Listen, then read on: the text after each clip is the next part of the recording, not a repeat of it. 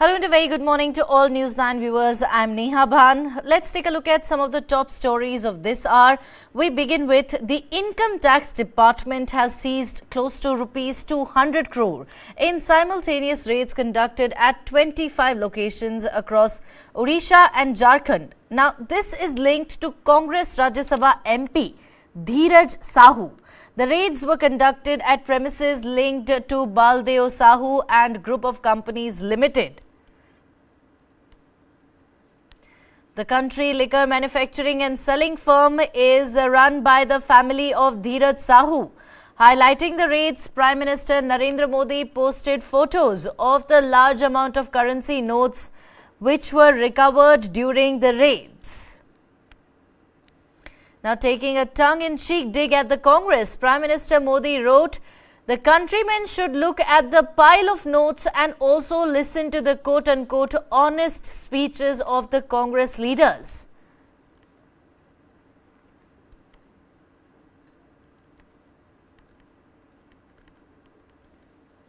IT personnel first raided the premises of Baldeo Sahu companies on the 6th of December on allegations of tax evasion, from where they claim to have recovered 156 bags of cash.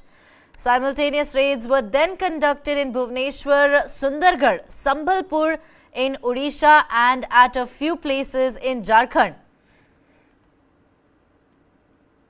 The IT department has said that the total seized amount is likely to go up as the counting process is still on.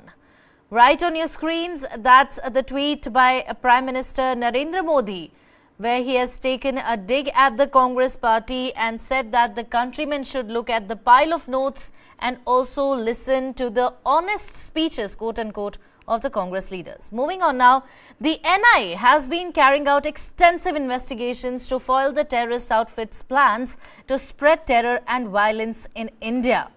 According to its official statement, the agency raided 41 locations, searched 1 in Karnataka, 2 in Pune, about 31 in Thane Rural, 9 locations in Thane City and Mira Bhayandar. Now, the National Investigation Agency on Saturday arrested 13 people in Maharashtra's Pune in connection with an ISIS terror conspiracy case. The anti-terror agency sleuths raided these locations in close coordination with the police forces of Maharashtra and Karnataka.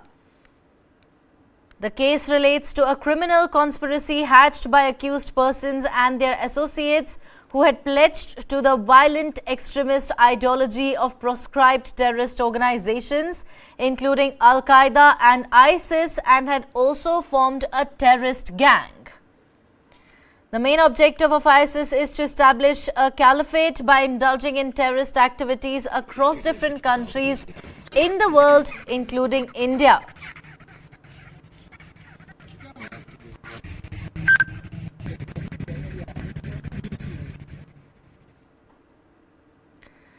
The Aditya L1 spacecraft's solar ultraviolet imaging telescope has achieved a milestone by capturing the first full disk images of the sun in the 200-400 nm wavelength range. Powered on November 20th, 2023 and after a successful pre-commissioning phase, suit revealed unprecedented full disk representations of the sun's photosphere and chromosphere on the 6th of December 2023. Now, these images taken with 11 different filters offer pioneering insights into sunspots and quiet sun regions. The suit observations promise to enhance our understanding of the dynamic solar atmosphere and its impact on Earth's climate.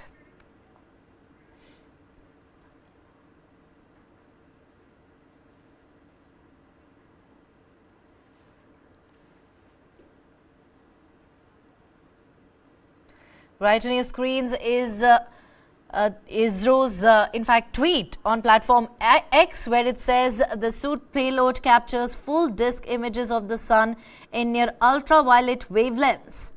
The image includes the first ever full disc representations of the sun in wavelengths ranging from 200 to 400 nm.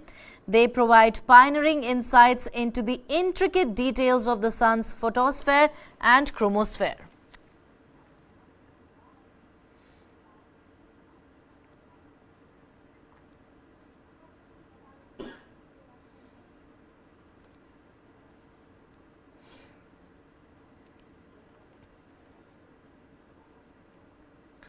Akhila, also known as Hadia, whose conversion to Islam and subsequent marriage led to a Supreme Court decision allowing her to be with her husband, is now the subject of a habeas corpus petition filed by her father in the Kerala High Court.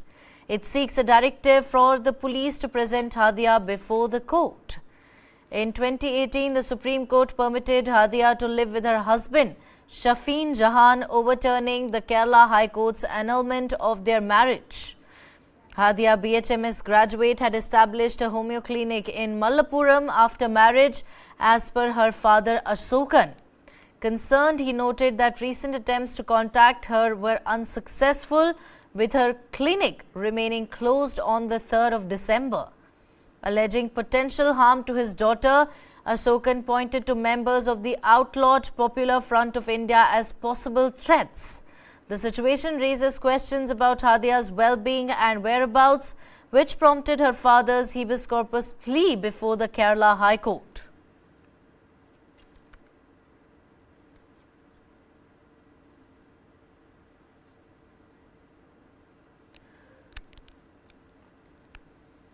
Now, her conversion to Islam and subsequent marriage led to a Supreme Court decision allowing her to be with her husband, and she is now a subject of habeas corpus petition. It was filed by her father in Kerala High Court. He has apparently repeatedly tried to establish a contact with her but has failed. He has now filed a habeas corpus petition in the Kerala High Court seeking directive for the police to present Hadia before the court. Supreme Court had permitted her to live with her husband, Shafeen Jahan, overturning Kerala High Court's rule.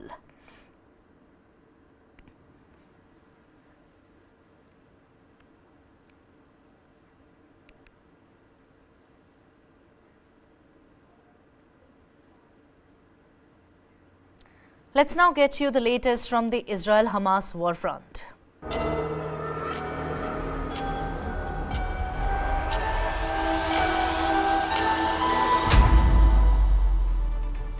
The following content may contain visuals that are disturbing, graphic, or sensitive in nature. Viewer discretion is advised. This material is intended for mature audiences and may not be suitable for all viewers. Please exercise caution while watching, and if you find such content distressing, we recommend discontinuing viewing. This disclaimer is provided to ensure awareness and to prioritize viewer well-being. Now, the war between Israel and Hamas has entered its 64th day. Let's get you the latest update from the war front. US vetoes UNSC resolution on ceasefire in Gaza. Palestine slams US veto of UNSC resolution calling for an immediate humanitarian pause in Gaza. Israeli bombardment of the Gaza Strip continues. In the latest, dozens dead in Khan Yunis. Israel's military has killed 47 athletes during war. That is what Palestinian Olympic Committee has claimed. Israeli forces raid Nablus in north of West Bank. Food and water shortage situation is getting worse for Gazans.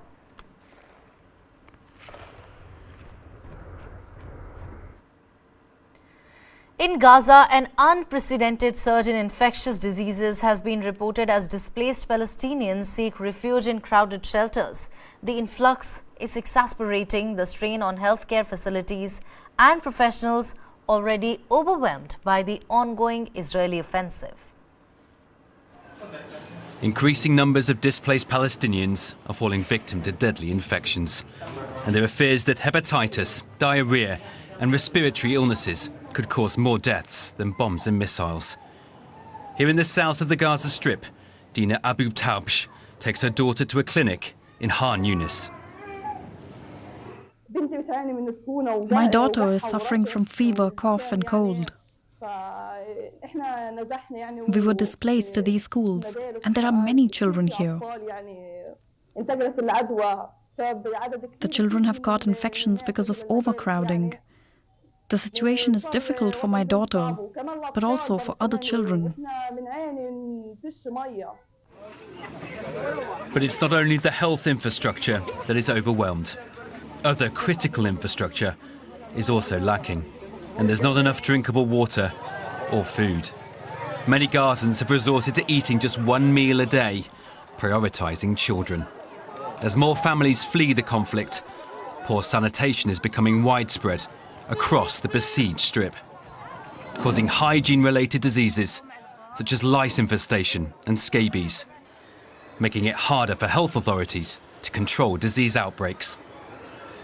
At present, there's no way of controlling the spread of infection, especially with the war continuing. There's a lack of water suitable for human consumption, along with a shortage of energy and electricity to operate generators. The overcrowding and transfer of people to shelters, and the failure to provide personal supplies to limit the spread of diseases.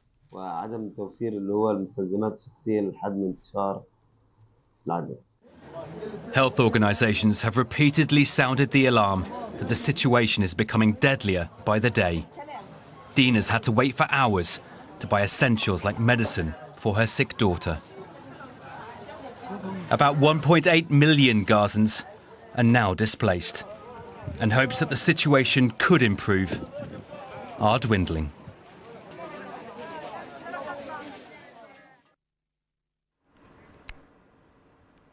Now, the United States on Friday vetoed a proposed United Nations Security Council demand for an immediate humanitarian ceasefire in the war between Israel and Palestine.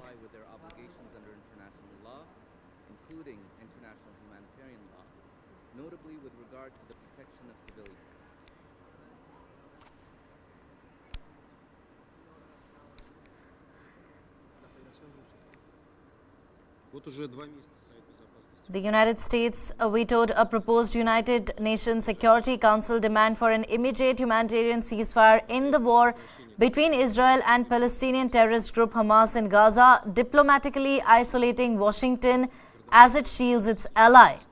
13 other members voted in favor of a brief draft resolution put forward by the United Arab Emirates, while Britain abstained. The vote came after UN Secretary General Antonio Guterres made a rare move on Wednesday to formally warn the 15-member council of a global threat from the 2-month-long war. The United States and Israel oppose a ceasefire because they believe it would only benefit Hamas. The US had offered substantial amendments to the draft, including a condemnation of the October 7 Hamas attack that Israel says killed 1,200 people and in which 240 people were taken hostage.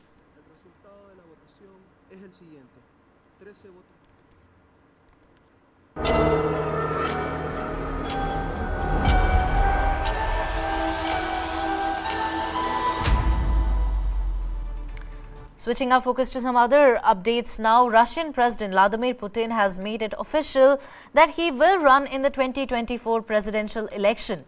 Putin announced his decision to seek an extension of his 24-year rule following an award ceremony for army personnel held at the Kremlin on Friday.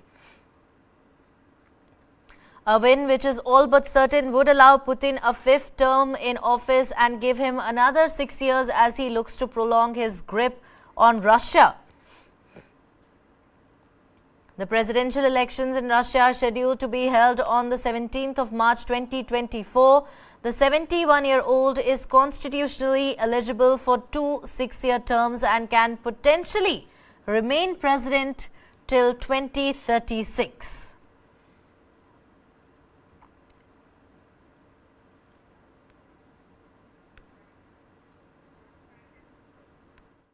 Thank you very much. I will not hide that. I've had different thoughts at different times. But it is now time to make a decision. But now, you're right. It is such a time when a decision needs to be made. I will run for the position of President of the Russian Federation. European Union negotiators achieved a landmark agreement on the world's inaugural comprehensive regulations for artificial intelligence. The breakthrough deal marks a pivotal moment in the legal oversight of technologies, particularly those employed in popular generative AI services like ChatGPT, which promise to transform daily life but have raised concerns about potential risks to humanity. Representatives from the European Parliament and the EU's 27 member nations successfully navigated significant differences on contentious issues, including generative AI and the implementation of facial recognition surveillance by law enforcement. This consensus resulted in the signing of a preliminary political accord known as the Artificial Intelligence Act. European Commissioner there celebrated the achievement with a tweet just before midnight, proudly declaring the EU as the first continent to establish explicit guidelines for the use of artificial intelligence.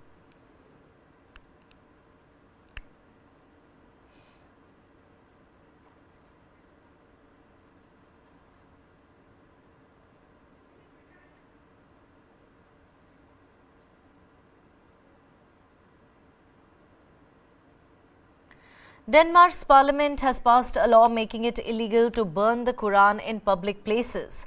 This move comes as the Danish administration faces severe outrage from the Muslim countries as the holy book of Islam was burned in several anti-immigrant protests across Denmark. Now, according to Denmark's justice minister, more than 500 demonstrations that included the burning of Quran have been registered since July this year. He said that the law banning burning of Quran was needed as such demonstrations hurt Denmark's relations with other nations and also harmed the safety and national interest of Denmark. The law was passed after a 5-hour debate in the parliament with 94 votes in favor and 77 against. Now, breaking the law is punishable by fine or up to 2 years in prison. The new law has, however, come under criticism from the opposition. Leader of the anti-immigration Denmark Democrats Party, Iger, said that the new law was a restriction on freedom of speech and that any limitations on criticizing religion undermined the liberal freedoms provided in Denmark. There are approximately 300 Muslims in Denmark, accounting for just over 5% of the population. Moving on now, in a tragic incident, mass deaths of elephant seals have been reported in the Antarctic as bird flu reaches the snow-clad region. With hundreds of elephant seals found dead in the region, scientists and researchers have warned that one of the largest ecological disasters of modern times could be on its way if the highly contagious virus spreads among the penguin populations. Now, the bird flu virus was first reported among brown sow birds on the bird island located off the coast of South Georgia. Since the first few cases, researchers have reported mass deaths of elephant seals, fur seals, kelp gulls at several other sites as well. There are fortunately no recorded cases yet on the Antarctic mainland, which is home to one of the most unique and isolated ecosystems. But scientists have warned that the virus is expected to reach the mainland soon as birds continue to move. Scientists have expressed worry, especially for penguin population of the region. They say that as the breeding season is beginning, penguins are starting to cluster together, and if the virus breaches the population, it will spread at a fast pace. Previous outbreaks of the bird flu in South Africa, Chile and Argentina have shown that penguins remain highly susceptible to the disease. The strain spreading in Antarctica is clad 2.3.4.4b, which has previously decimated bird populations across the UK, Europe, South Africa and America. Seabird colonies in these regions have experienced losses of up to 50 to 60% of the population.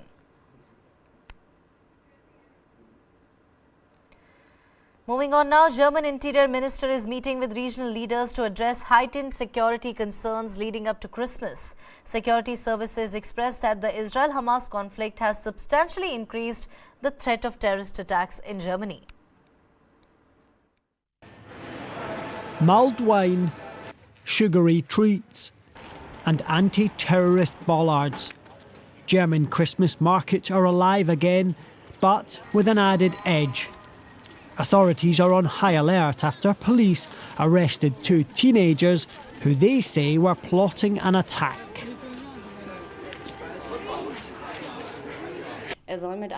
He and another accused from Brandenburg are said to have been planning an Islamist-motivated attack on a Christmas market in Leverkusen at the beginning of December.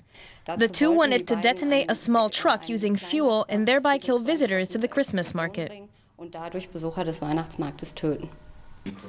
Terror expert Malta Roshinsky said certain social media that are being quite often and frequently used by these types of people who are fairly young, who are in their teens, basically, and they use these social media like TikTok, for example, and certain Telegram channels, certain other social media.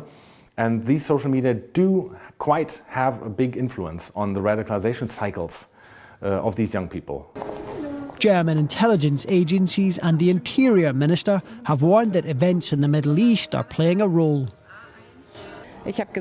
We have an increased risk situation, but I attribute that to the fact that the Middle East conflict is also playing a role here on the streets at the moment, that there is a lot of hate speech on the internet, and I can only encourage everyone to report it even if they notice something like that online. The warnings, nor the weather though, appear to have dampened the festive spirit. Crowds packed into the world-famous Nuremberg Christmas market to watch the Christkind angel formally start the party. I am not going to let it spoil my mood now. I think Nuremberg is such a great traditional market where you might have to be prepared for attacks. Yeah, you think about it for a moment, but you quickly tune it out again. Not so easy for visitors to the Christmas market in Berlin, where memories of the 2016 truck attack that left 12 people dead still linger on. Italy has officially informed China that it is leaving the Belt and Road Initiative, dismissing fears that decision could sour relations and damage the Italian economy. Without singling out Italy, China's foreign ministry reacted by emphasizing the enormous appeal and global influence, quote-unquote, of the Belt and Road Initiative, while firmly opposing efforts to, and I quote, smear and undermine BRI. Italy has officially told China it is leaving the Belt and Road Initiative. That's according to government sources on Wednesday. Italy became the first and so far the only major Western nation to join the trade and investment program, ignoring warnings from the United States that it might allow China to take control of sensitive and vital infrastructure. However, Italian Prime Minister Giorgia Meloni said when she took office last year that she wanted to withdraw from the deal. She said it had brought no significant gains to Italy. The 2019 accord expires in March 2024. An Italian government source said Rome would not be renewing the pact. China's Foreign Ministry's spokesperson Wang Wenbin told reporters on Thursday that the Belt and Road has enormous appeal and global influence, without singling out Italy for criticism. China firmly opposes smearing and undermining cooperation in developing the Belt and Road Initiative and opposes confrontation and creating division among the camps. More than 100 countries have signed agreements with China to cooperate on Belt and Road Initiative since it was launched in 2013. Legislation that would provide new security assistance for Ukraine and Israel was blocked in the US Senate on Wednesday as Republicans demanded tougher measures to control immigration at the US border with Mexico. Take a look. The US Senate blocked an emergency spending bill on Wednesday, which would have provided billions of dollars in new security assistance for Ukraine and Israel. That's as Republicans insisted on tougher measures and more money to control immigration.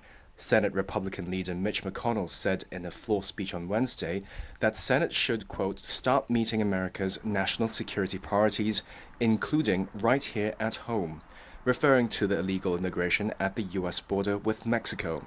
The bill, which includes $20 billion for border security, provides about $50 billion in new security assistance for Ukraine, as well as money for humanitarian and economic aid for the government in Kyiv, plus $14 billion for Israel. The final tally of votes was 49 in favor to 51 against, short of the 60 votes needed to start debate. Every Senate Republican voted no, along with Senator Bernie Sanders, an independent who expressed concerns about funding Israel's, quote, current inhumane military strategy. Senate Majority Leader Chuck Schumer, a Democrat, also voted no so that he could introduce the measure again in the future. The stalemate in negotiations about Ukraine and Israel funding has been going on for weeks. On Wednesday, Biden warned that a victory for Russia in Ukraine would put Moscow in a position to attack NATO allies and draw U.S. troops into war. If Putin takes Ukraine, he won't stop there. It's important to see the long run here. He's going to keep going. History's going to judge harshly those who turn their back on freedom's cause. We can't let Putin win. On the streets of Kyiv on Wednesday, residents said they were worried and already felt the pain from delays in Western military aid. We already feel it. A friend of mine recently died fighting. We need to get the help as soon as possible. Every day of delay means loss of human lives. Yes, thanks to our partners, our defence is holding up. But regarding this issue, the congressmen need to speed up their actions because we all understand that we have less manpower than Russia. Congress has approved more than $110 billion for Ukraine since Russia's February 2022 invasion, but it has not approved any funds since Republicans took over the House from Democrats in January. Ukrainian President Vladimir Zelensky's chief of staff said on Tuesday postponing U.S. assistance for Kyiv would create a big risk of Ukraine losing the war with Russia. Ukraine conducted a major counteroffensive push this year, but was unable to break through Russian defensive lines. Russia is now on the offensive in the east. Ukraine is still waiting for its allies to provide modern aircraft like F-16 fighter jets to help in the fight to take back territory from Russia. For now, the Army and Air Force have to make do with equipment that has been flying since the Soviet era. Flying low. That's how helicopter crews survive in the open spaces of eastern Ukraine. They approach targets at high speed, ascend to get an angle, fire, and get out. In a field somewhere in the east, we meet the crew. Their Mi-8 has been flying since the 80s. Pilot Ivan tells me it was not really built for fighting. We're lucky that this helicopter is multifunctional and that we can use it in combat mode. It was designed to primarily transport troops, cargo, and wounded soldiers. Now it can attack enemy positions. They've welded rocket launchers onto the sides. This is a block of unguided air missiles. You can look right down into them. This is a caliber C-13. And missiles like these are used to hit ground targets. You cannot expect an accurate hit from them. The main damage comes from debris when it flies.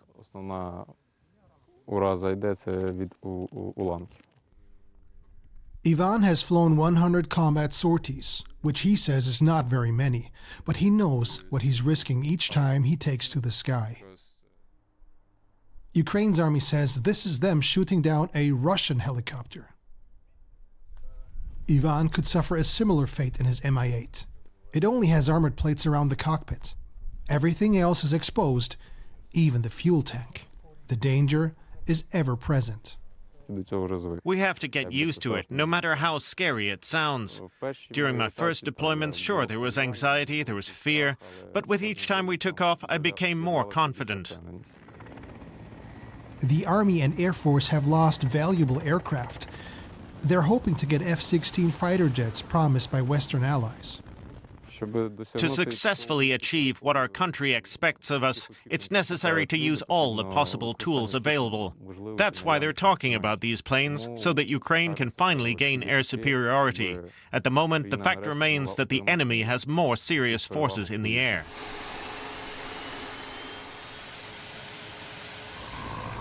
What they lack in equipment and technology, Ukrainian pilots have to make up with skill, tactics, and bravery.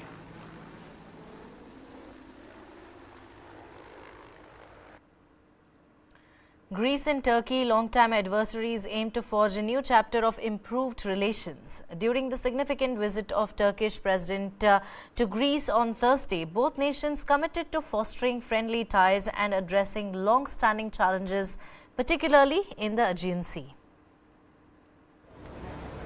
Historical foes Greece and Turkey hope to usher in a new era of closer ties. In a landmark visit of Turkish President Tayyip Erdogan to Greece on Thursday, they agreed to pursue good neighbourly relations and work on obstacles that have kept them apart, especially in the Aegean Sea. By their acrimonious standards, Thursday's summit was a remarkable love fest without precedents. It went on longer than expected.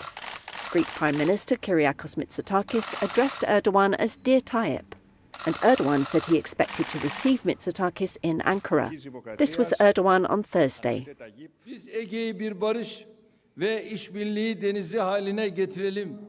We want to turn the Aegean into a sea of peace and cooperation. As Turkey-Greece, we want to set an example to the whole world with the mutual steps we will take. I'm saying this openly. There is no problem between us that cannot be solved. It was a far cry from his last visit in 2017, when both sides reeled off a litany of grievances stretching back to the crumbling days of the Ottoman Empire over a century ago. Chile relations thawed markedly after Greece swiftly dispatched aid in the wake of a devastating earthquake in Turkey in February. The two neighbours, who went to the brink of war in the 1990s, have long been at odds over issues including where their continental shelves start and end, energy resources, flights over the Aegean Sea and the ethnically partitioned island of Cyprus.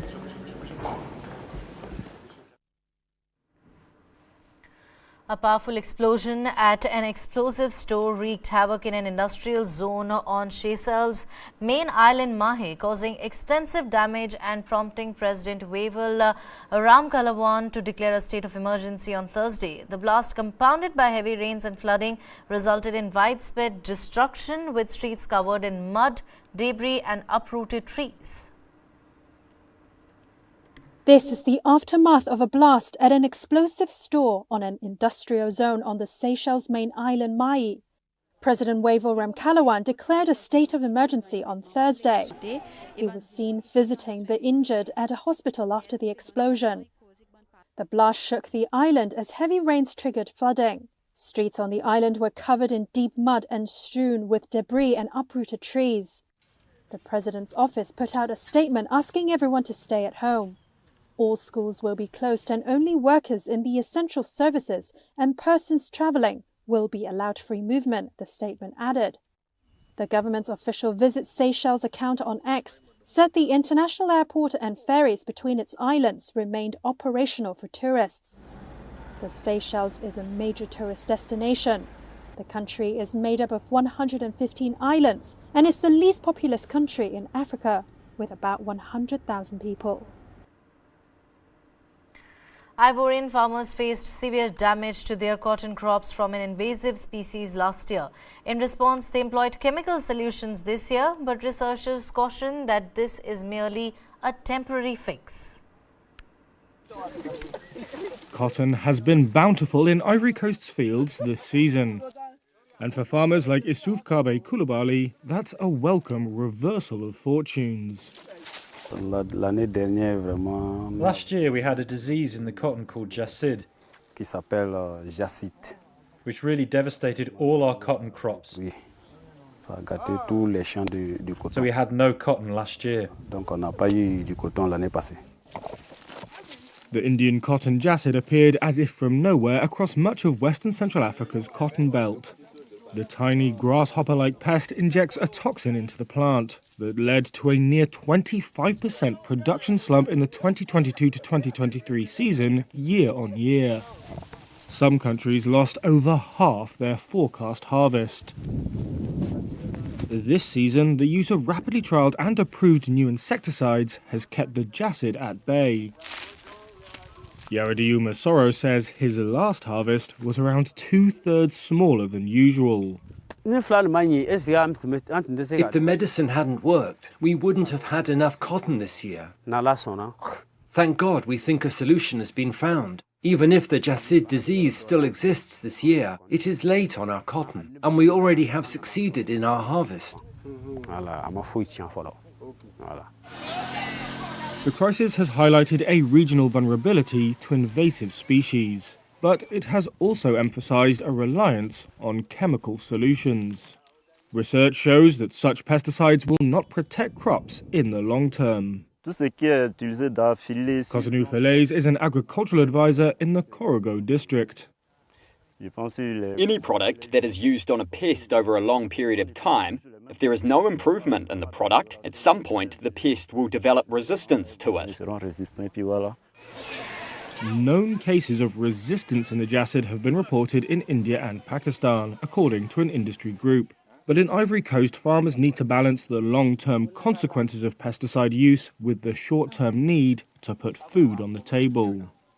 Thierry Brevo of French Agricultural Research Centre CIRAD said farmers could not have afforded to lose another 30 to 50% of production, and that insecticides were the obvious choice. But he warned eventually these products won't work.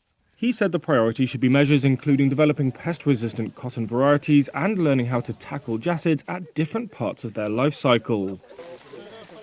Without such long-term solutions, researchers warn that West Africa's cotton bounce may be short-lived. McDonald's aims to achieve its most rapid expansion in history by opening approximately 10,000 global restaurants by 2027. Take a look. McDonald's is set to supersize itself. The burger chain said Wednesday that it plans 10,000 new restaurants worldwide by 2027. That could make it the fast food giant's fastest ever period of expansion. The news came as McDonald's held a gathering for investors. It says many of the new outlets will be in overseas markets, with more than 3,500 just in China. The country is its second biggest market, and it recently struck a deal to gain greater control over its branches there. McDonald's has been largely unaffected by a choppy year for consumer spending in the US, thanks to its affordable menu. Chief Executive Chris Kempczynski said he was wary about making predictions for next year, but said the consumer had proved to be very resilient. Now the new expansion plan will see it hit about 50,000 restaurants worldwide by 2027. One analyst called the plan ambitious but exciting and said McDonald's has the capacity to pull it off. Among other initiatives, the chain is aiming to massively increase the number of people using its loyalty program. McDonald's is also partnering with Google Cloud to deploy AI systems in its restaurants. That should give it more visibility into each outlet, allowing it to identify cost savings and improve efficiency. In a bold move, Renault plans on cutting production costs by 2027, aiming for a 30% reduction in combustion engines and half for EVs. Take a look. Renault plans to cut production costs per vehicle. The French carmaker said Thursday that cuts would come between now and 2027. It aims to reduce costs for internal combustion engines by 30% and by half for electric vehicles. Renault called the move an industrial transformation. The automaker further said the cost cuts would make the firm more agile and competitive. Renault also said it would make 4 new models at its Bursa site in Turkey. Thursday's update comes in the same week its alliance partners Nissan and Mitsubishi announced plans to help out with EVs. The auto giants said they would invest in Renault's EV unit Ampere and use it to develop electric vehicles for the European market. Renault has a long-standing alliance with both Japanese companies. Pharmaceutical giant Sanofi unveils 12 drugs in development aiming for over $1 billion in annual sales each. This follows CEO Paul Hudson's departure from margin targets, sparking investor concern. The company now anticipates $10 billion in yearly sales by 2030. Have a look. Sanofi has 12 drugs in development which could one day make more than $1 billion in annual sales. The French drug maker made the announcement Thursday. Sanofi said the new candidates include 9 medicines and vaccines with potential sales of between $2.2 to $5.4 billion. Sanofi's update comes just over a month since its stock plunged 15%. Investors were concerned when CEO Paul Hudson unexpectedly abandoned margin targets for 2025. Markets have since looked for clarity on how much he plans to boost the company's research and development budget. The drug maker said it expected its recently launched and future pharmaceutical assets to generate more than $10 billion of yearly sales by 2030. Sanofi sees top-selling anti-inflammatory drug Dupixent as delivering low double-digit annual sales growth up to the start of the next decade. Analysts said the new guidance for the product implied 2030 sales of about $23.7 billion, more than $2 billion above expectations. Sanofi shares gained 1% shortly after markets opened Thursday, but traced back shortly after. Embracing the festive spirit, the Sarajevo Festival of Lights has brought a dazzling glow to the Botanical Garden of the National Museum in fact, the capital, just in time for Christmas. Now, the light display in the National Museum and the Botanical Garden beautifully reflect the treasures housed within the museum.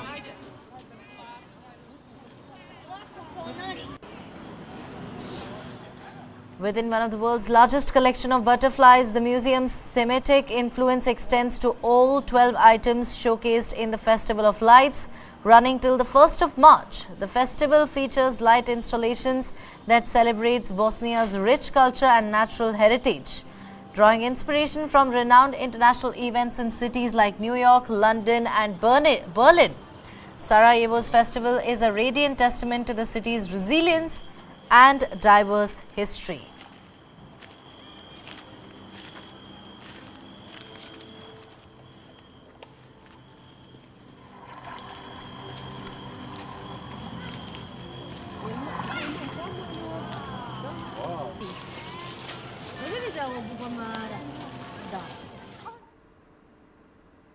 Now, there's some great news for Harry Potter fans, better known as Potterheads. Get ready for an enchanting experience as the new interactive exhibition, Harry Potter Visions of Magic, debuts in Cologne, Germany.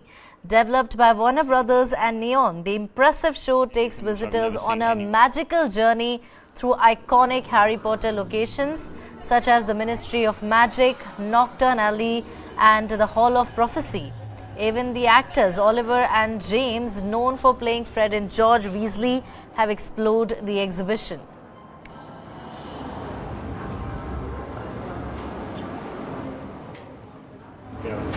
I tell you what, it's just like one of the film sets. You know, you got the lights from above, you got everything from around you, and the same with quite a few of the other rooms as well, like the room requirements and things like that. So the guys are going to really enjoy being part of the Potter experience.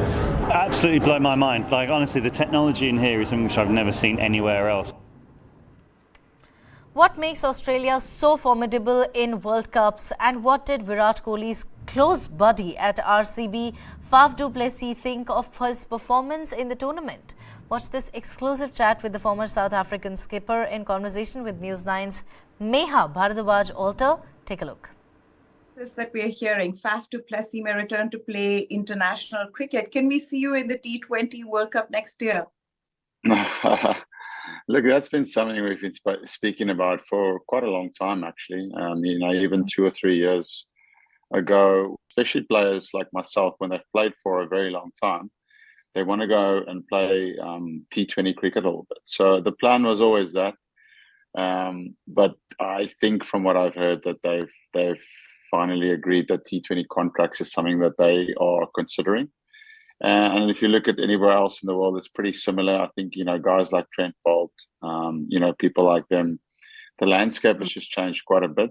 So that's exciting. I think the teams or the countries are moving with how the game is evolving, and I think that's really important. So, you don't want guys retiring from the formats at the age of 25, 26. You want to keep your players playing for your country. So I think this is a really good way of doing that. Okay, now I know you're one of the fittest players in the world, so there's every chance that we might see you in the World Cup next year. But tell me, are those gym sessions getting tougher? Not really. I think it's more around what you want to achieve. I'm always someone that needs something to motivate me. Certainly the last 2 years at Bangalore has been great because it's come with great motivation. I want to do well there. I want to do well on the biggest stage of cricket, which IPL is. And obviously with a big team like RCB, I want to make sure that I'm physically and mentally at the best that I can be. So you need to put in the work then. Training definitely changes the older you get. I remember when I was younger, I didn't have to focus too much on all the high sprint work stuff. But definitely when your body gets older, you need to make sure that the training changes. So right now, to make sure that my body feels strong, I need to do a lot more high-speed running stuff, just so those legs feel like they can keep moving. We've got to talk about the Australians and the final. How can we not? The World Cup. You're someone who's seen or who's been on the wrong side of results in World Cup matches, especially against a team like Australia. What is it about Australia in World Cup knockout games? How do they do it? Is it the mentality, the culture, all of it? What is your perspective on that? I think it's just confidence. I think once you've walked a road where you know what the road looks like, you just have more confidence than the opposition. So if you look at Australia's record outside World Cups the last 2 years, it's actually not that amazing. But when they get to the World Cup, you can just see the way they speak, in press conferences, the way they carry themselves.